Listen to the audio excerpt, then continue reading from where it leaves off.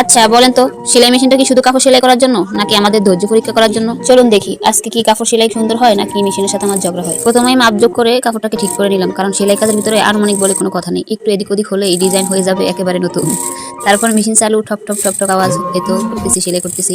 এই শব্দটা শুনলেই মনে হয় আজকের বড় কোনো কাজ হতে যাচ্ছে। এখন ধীরে ধীরে সেলাই করছি, কারণ বেশি তাড়াহুড়া করলে কাপড়ের চেয়ে মাথা আমার বেশি গরম হয়ে যাবে।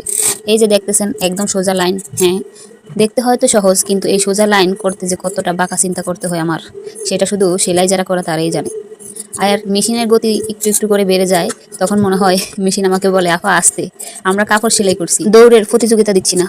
অবশেষে সেলাই শেষ। দেখতে দেখতে কিন্তু মন্দ হয়নি, তাই না? আপনারা যদি এমন সেলাই কাজের ভিডিও দেখতেছেন, অবশ্যই আমাকে কমেন্ট করে জানাতে পারেন আপনাদের মতামত। এই যে এখন যেই কাজটা করতেছি, এটা একটা হাতার ডিজাইন। এই যে মাঝে মধ্যে যে সুতাটা খুলে যায় সুই থেকে, এটা একটা খুবই বিরক্তিকর কাজ। যারা সেলাই করে তারা ছাড়া আসলে কেউ বুঝতে পারে না এই জিনিসটা। এটা একটা হাতার ডিজাইন, বক্রম দিয়ে আমি প্রথমে হাতার ডিজাইনটা কেটে তারপরে এভাবে সেলাই করে নিচ্ছি। আসলে সিম্পল ডিজাইনের ভিতরে অনেক কাজ থাকে। এই ডিজাইনটা হয়তো দেখতে একদমই সহজ, কিন্তু এটা করতে অনেকটাই কষ্ট, অনেক সময় নেয়। আসলে সেলাই কাজের ভিতরে এই সময়টা হয়েছে বেশি। এই দেখুন হাতাটা কেমন হয়েছে, অবশ্যই কমেন্ট করে জানাবেন। এই ডিজাইনগুলো অনেক আগের, আমি যখন ছোট ছিলাম তখন আমার আপুরা দেখতাম এরকম ডিজাইন করে সেলোয়ারের নিচে বা জামার হাতাতে পরতো। তো এখন আগের ডিজাইনগুলো চলে আসছে, এখন নতুন করে রিপিট করতেছে এগুলোই। তো সবাই ভালো থাকবেন, আল্লাহ হাফেজ।